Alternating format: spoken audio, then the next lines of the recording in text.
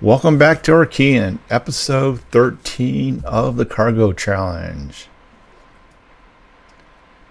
So in the last episode, we got our recharging station set up and got the set of props set on one of the pontoons. I'm sort of here measuring what I did and try to replicate the components. They don't always because they're on these tracks, it doesn't always replicate to the other side correctly, even though, well, part of the problem is that these tracks are inverted from each other, so that explains why they're not being replicated due to symmetry.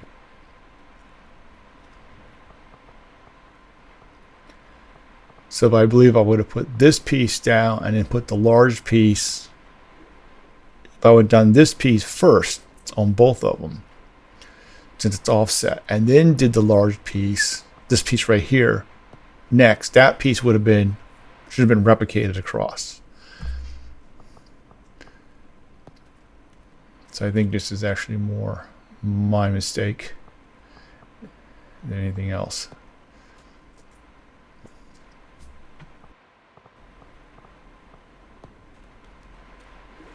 Is that a little off there? I'm trying to look at the distance between the two pieces. It's like, I guess they're the same size. I was thinking that the left side seemed a little longer than the right side there. Looking at the pictures.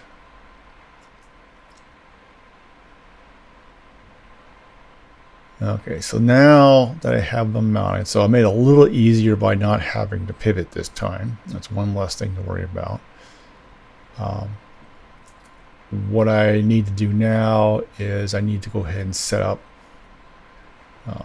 some bridges. I'm also going to use a junction, so I'll put a power high voltage junction here, which is on the actual slide part of the track. So, and then from this junction, input will go to a bridge, and that'll be sort of the flexy part of this equation. So this part won't move.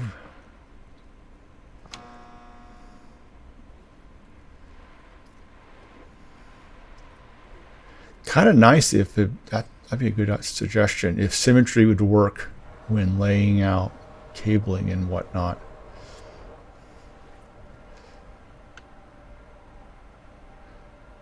But I think the having it work for components and stuff has been suggested quite a few times.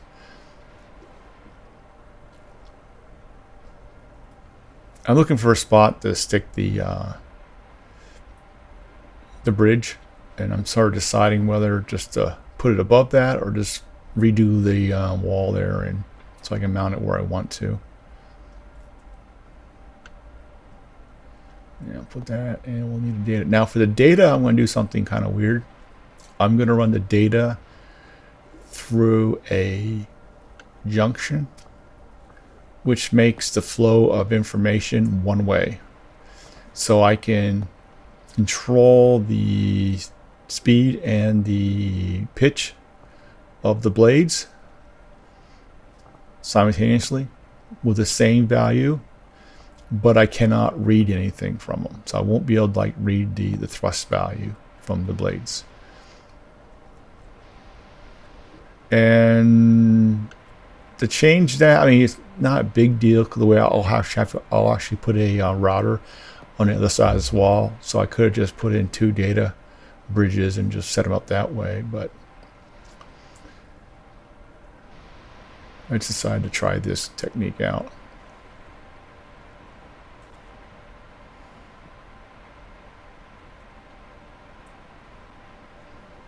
One goes there, one goes there. So I actually recorded this a few days ago. I'm just now sitting down to do the voiceover. I've been spending time digging through the programming language. So the actual source code to the core of the programming language is actually on GitHub. The extensions that are for, like, you know, the computers and the HUDs and all that, that's not part of the open source part. But the actual core part, part that processes ticks and does a print and all the other computations and key value pairs and all that kind of stuff, all that is there. So I'm kind of looking through that code and seeing what I see. Submitted a couple push requests already.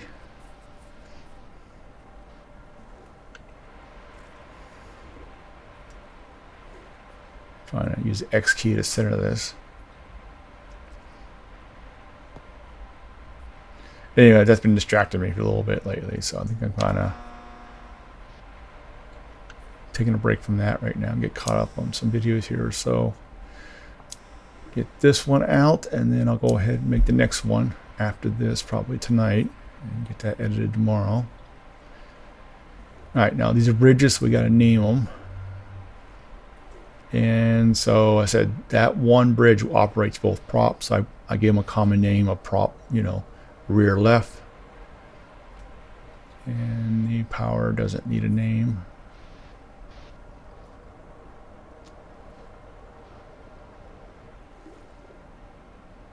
And let's see, that part of the wheel doesn't pivot, so we don't need a bridge for that, at least on this vehicle.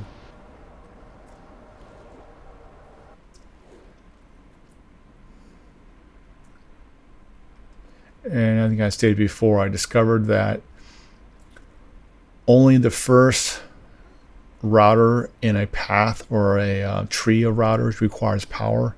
All other routers do not require power. I honestly think that's a bug, honestly. We'll see how that fleshes out. But that means I can get crazy with putting mini routers everywhere, because, you know, they have no power costs. So it reduces the number of data cables I have to run around, so that makes things a little easier. So this junction drives both the props, and it'll drive the wheels. And zip around here and get that. And then we have we got to run I got to drop a bridge in here. I mean, a router in here, and then I can connect up both the props and the wheels to a common router. As I said, it would have been a big deal just to put a second data port, and then so I'm putting a mini router down here anyway, so it's not like I don't have the wires.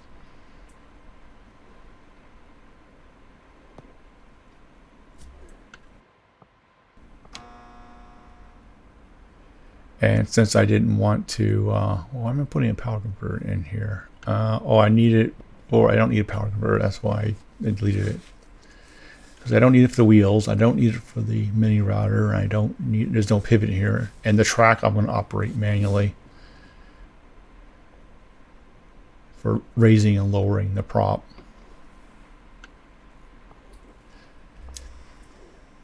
Yeah, probably a little too close to the wall there.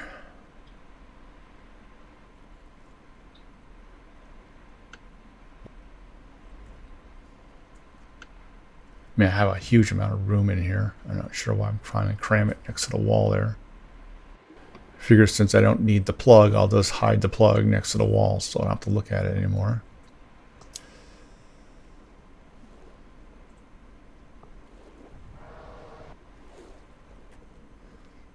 Drop that there.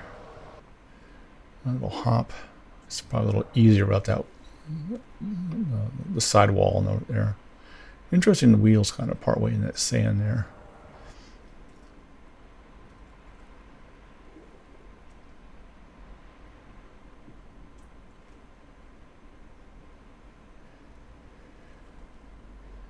Kind of staring at that, saying that's what I want.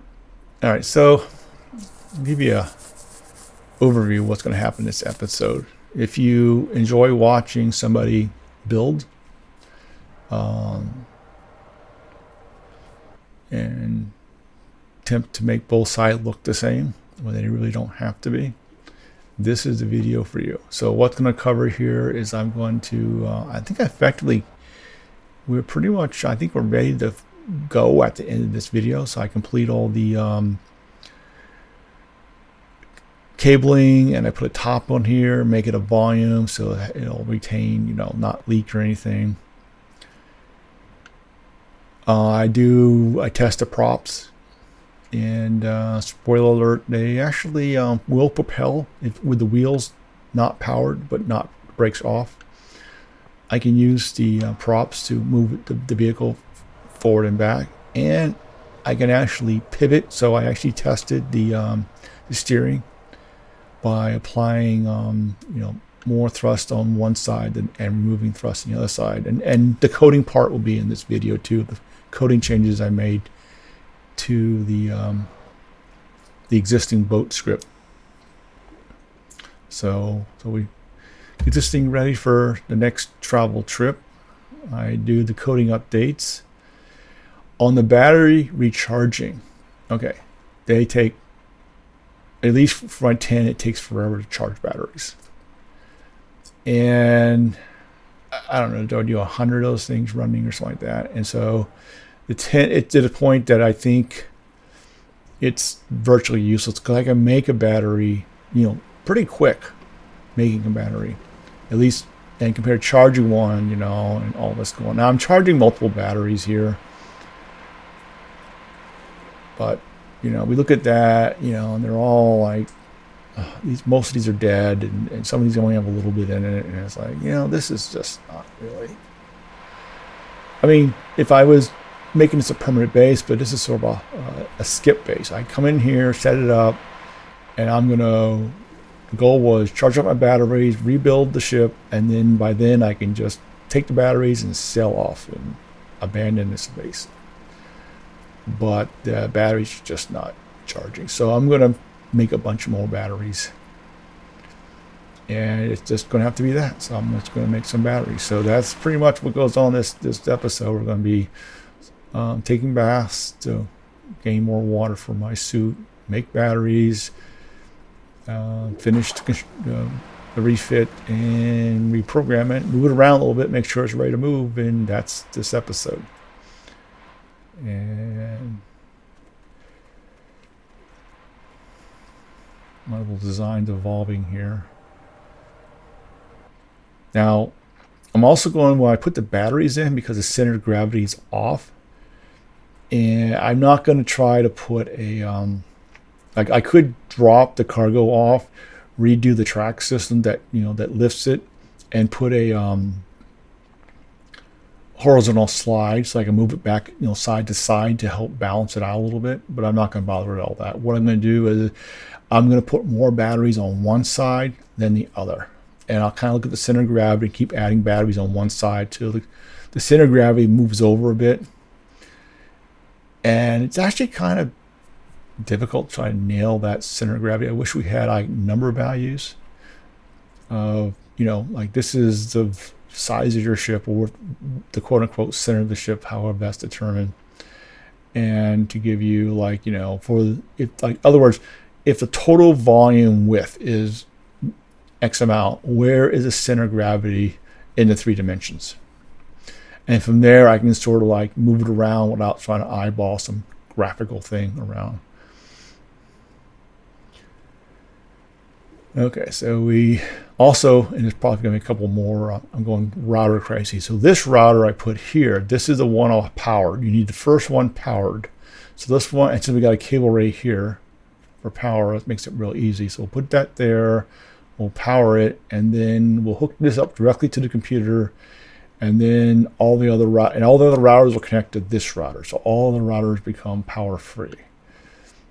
So this is a new technique I'm using now. I'll always put a computer and put a router. Computer, router. And power would be nice too. Now I ripped all this cabling out. Just wasn't sure how deep of a change I was going to make. And of course I'm looking at the code again and what ports I used. And so this was, now I can change the port real easy in the code, but I figured stay consistent and put this back on port 0. I should probably just put it on port 5 from now on, so that's a little closer to the ground there. Okay, we're going to drop our speed sensor back on. Since the code already has the logic for the speed sensor, I'm curious if we go a little faster now. Now, one of my concerns about going faster is, does the ship start bouncing more? Because right now we're up to 3G on the cargo. Now, the other thing to do is, this seems to be a pretty flat area, so I'm also considering just driving down the coast instead of going in the water. That should be a lot more energy efficient. And I gotta be careful of the speed. Once again, the same problem. Typically while I'm moving around the shore, it starts bouncing around, and I'm worried if I start that bouncing, I'll hit the G rating. Is another issue too. So between those two, but if I keep the speed reasonable, then whatever that means. In theory, I can make some progress down the coast here without having to sit in the water, which I assume consumes way more energy. I do get all the wheels reconnected too, because I need those. I don't test the wheels in this episode, but I'm swapping my hard drives around, and it's speaking of hard drives, it's kind of ironic that we use hard drives, not SSDs, for the computer. So this is sort of the run this line across, and so the router in the right pontoon has a single router in it, and that connects to all the other stuff. So now we have one wire coming down here, not a million wires. So I admire my little bit of work here.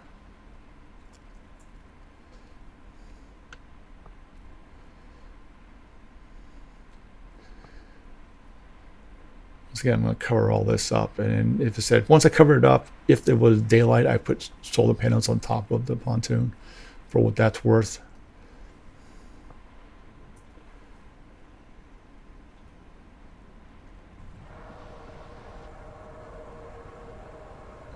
Here we'll just stick it directly in there. Let's kind of get it over here somewhere and close enough and drop that in. Now obviously there's no sea-based propulsion in the front, so we just have to worry about the wheels, get the wheels back on.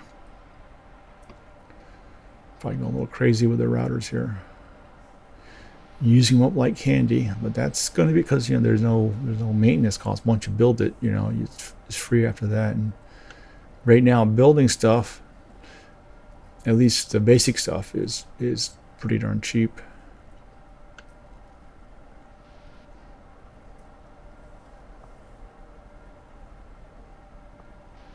And we'll stick this over here somewhere and connect that up.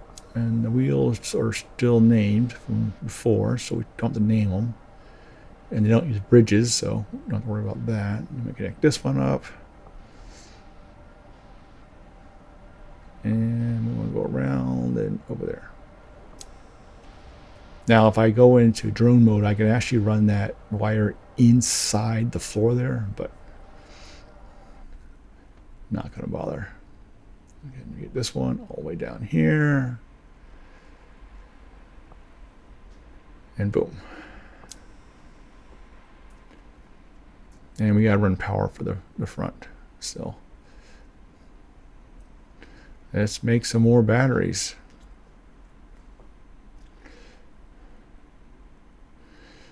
Maybe I should rename this to the 1000 high voltage battery challenge. Can you make 1000 high voltage batteries?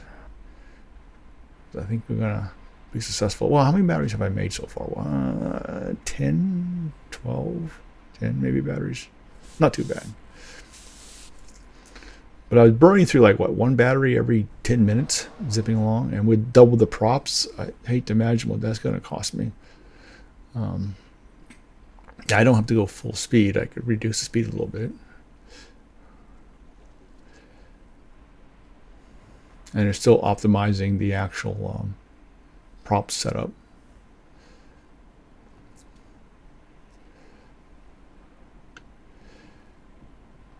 So we'll take a battery out here.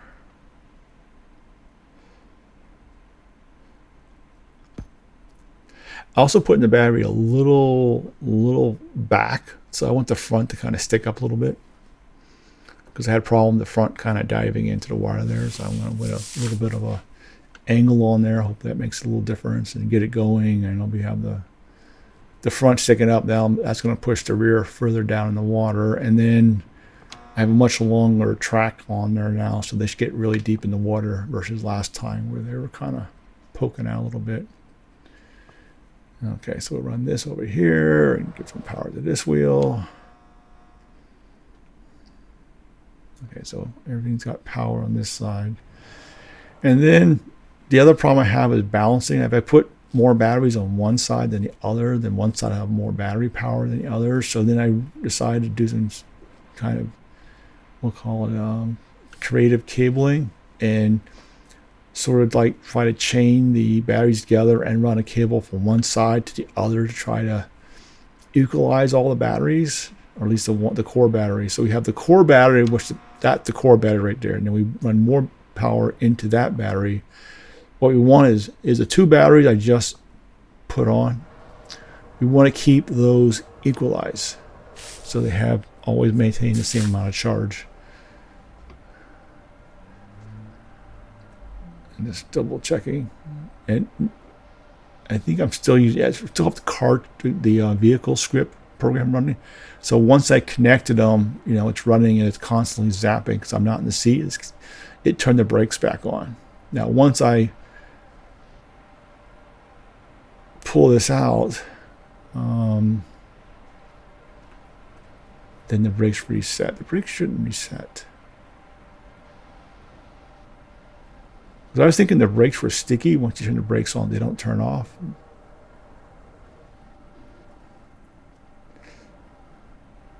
Interesting. What I'm thinking is if I pull out the hard drive for the vehicle and put the boat mode drive in, do the brakes stay locked at that point? They should. I'll have to look.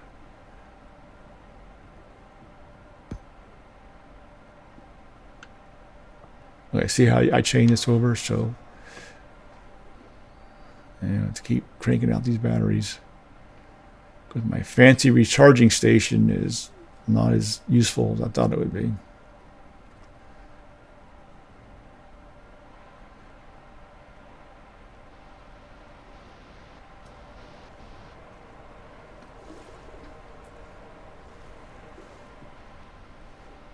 Now for those, you can change the time. So even in adventure mode, you can hit F4, turn on admin mode, and then hit enter in the chat, hit help, it tells you the commands. I believe it's time add or add time, one or two. And I can move it back to the day. After file a bug, rename HDD to SDD.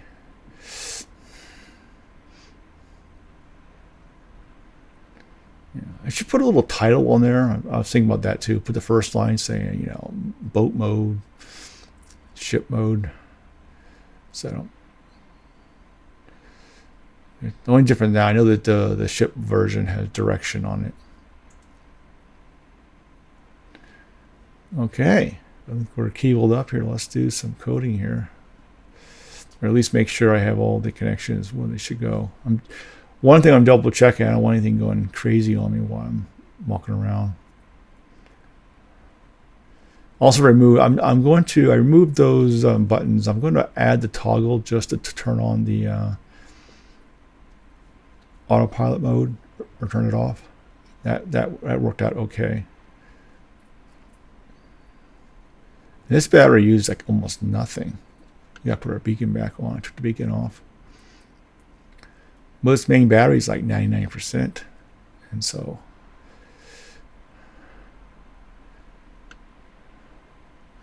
the computer and the beacon and the router uses up very little power. was just double checking what port I had the beacon on.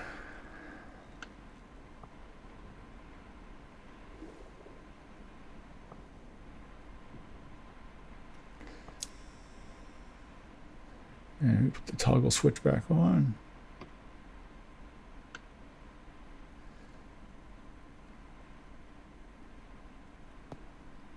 There you go. That's supposed to be off, but I don't like off being up. I want off the other way around. Up should be on. Well, not up, forward. Forward should be on. So we'll flip it around.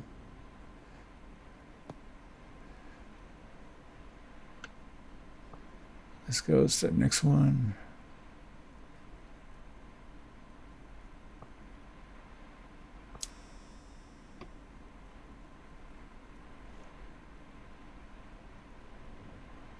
And double checking everything. And the speed sensor is on 10.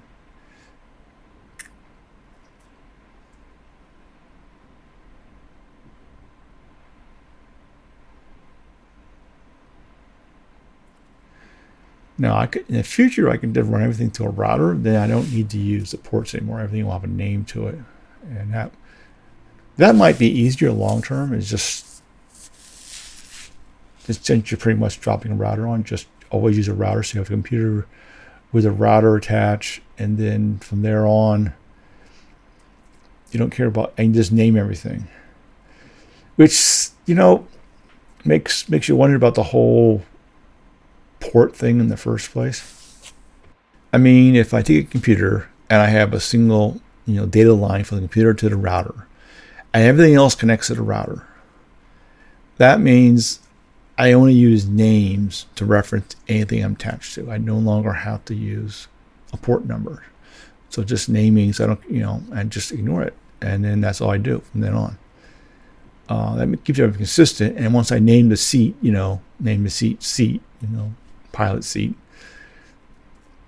I don't have to worry about, where I connect it. I just take the seat, run a wire to the router, the closest router, and done. I don't care anything about that. And then that allows the programs to be a little more generic. And then simplify all that code they have and just stop using port numbers anymore. Just use names for everything. So here I am making changes to the code for the prop. So what I do, I replicated so I get the accelerator and replicate it to left and right. And then I set the left and right. Because I did that because I'm going to add plus or minus, or add or subtract the steer value. So basically it'll slow down one side, make the other side faster. And I'm not sure which is plus and which is negative, so I just kind of guess. And I'll just test it, and if it's backwards, I'll invert it. We call that monkey programming. You just kind of guess at something, versus more scientific programming where you know exactly which one to use and it's going to work. But in our case, we're not going to do that. That's a little too much thinking right now, especially doing this coding effectively live, recorded live. Okay, so then we got the look around that, and okay, we got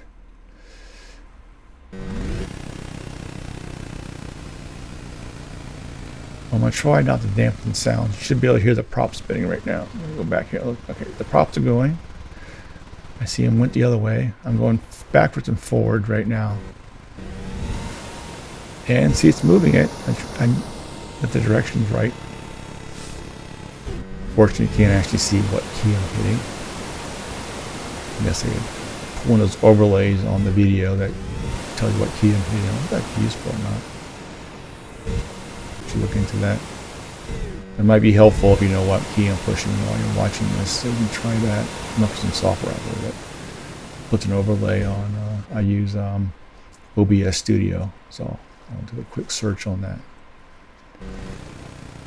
And you see it actually moves it a little bit. Now, it may not move it fast enough to get in the water.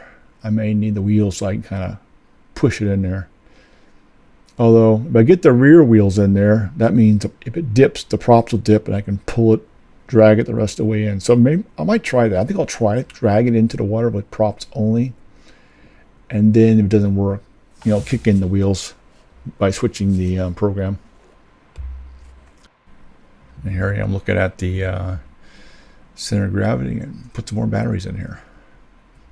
So I think all we need to do now with the program set up, we need to get some more batteries in here and enclose it. Now, even after we enclose it, we can still use drone mode to go right through the bulkhead there. And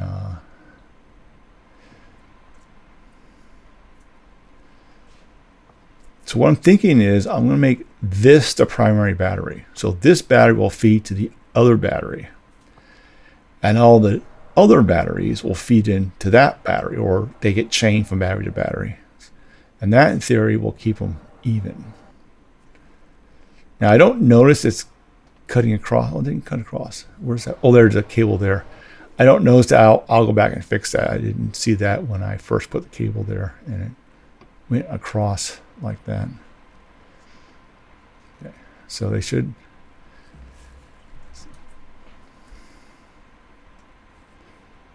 Actually, not sure what happens. Is that battery, do they even, or they drain that battery to the other one? I don't know. When you connect two unequal batteries, did they just equalize or something else happen? Well, we'll find out. If one half shuts down, then we know we got something wrong. So I need to make more batteries, enclose the pontoon, get the balance a little better. And yeah, kind of close. Yeah, that's better. So we added more batteries put a pair on each side now.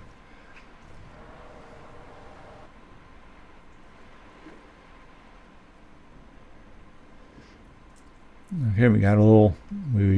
That's from the previous. Really did not need to remove it. But I wasn't sure what level of changes that we make into the ship here.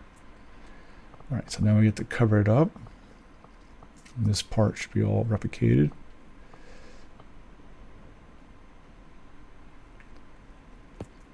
And once we have that, we'll just boom, boom, and we're out. So I gotta make some more composites. Which means a bunch more plastic, which means you need more water. Another battery.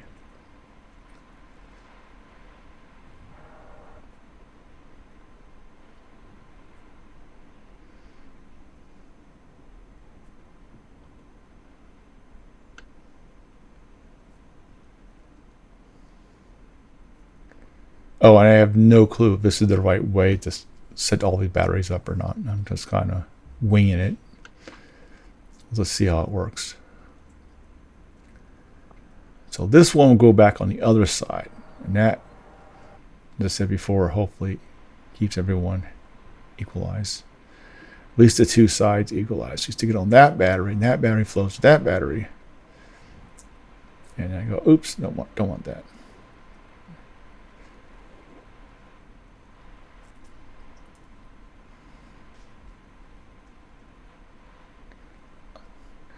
And I say, what's the most logical thing to happen? So the most logical thing to happen, I have two batteries connected. The one with a higher charge the one with the lower charge will pull energy from the one with the higher charge until they equalize and they stop. That seems to make sense. So by connecting them this way, they'll all drain equally. And the key thing is when they hit zero, they all should be zero. Except for the top battery, which runs the computer, which is separate.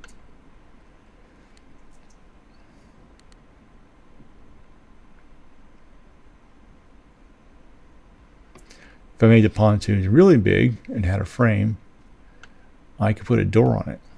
And then use the door to get in and out. I think I flipped the drone mode now. We got a little gap. We'll just kind of fill that in.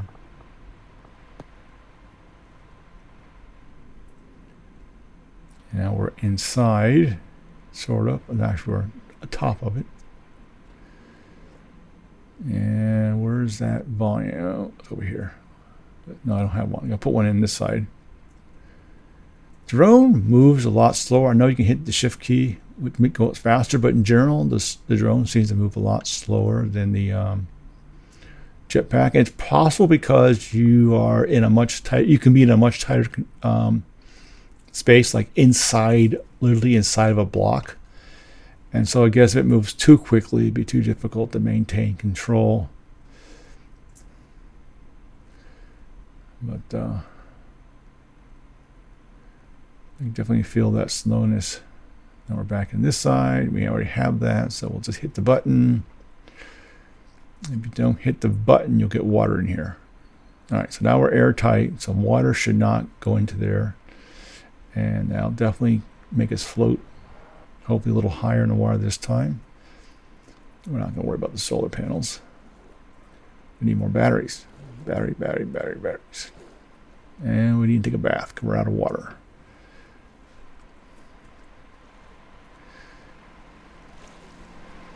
Disappointed that my mess of geothermic units can't keep up with my travels. I considered doing an underwater base, and the problem is finding a flat spot for the geothermic units to get mounted because it's all pretty hilly. So probably would have to use the terrain scanner for the ocean and have it scan out and map for a flat or a reasonably flat spot, and then head out there and put an underwater base in the flat spot. So here I'm like, maybe not charge them all at one same time. And we have this one over here, which is also getting pretty decent there. And well, since we're going to leave pretty soon, well, not in this episode, but early next one, let's go ahead and grovel. Now we really haven't gone through that much. We're not really like hurting. I think there's definitely tuning required on this stuff.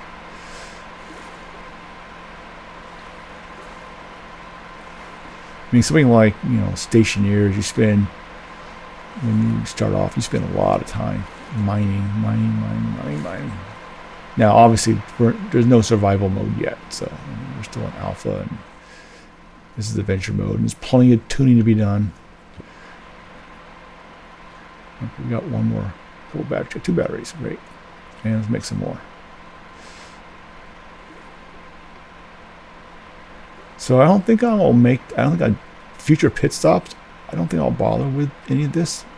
If I run out of materials, I'll just go ahead and stop someplace, drop a mining drill down, and make some more, get the raw stuff, and just make batteries myself, and then just keep going. Basically make batteries as much as I can. I'll just toss them overboard and litter everywhere on the planet at this point. Kind of decide where to put the batteries at.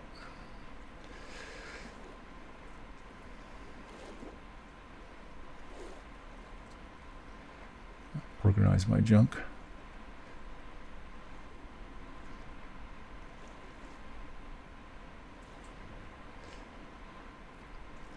Yeah, I took out some of the spools I don't tend to use that often out of my toolbar.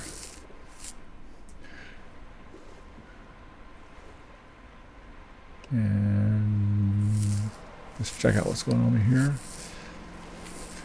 I don't have to mount all the batteries. I can just take extra batteries with me. So this one's, I mean, I can take them with me. It doesn't hurt to take a battery if it's not fully charged. I mean, it's useful for something.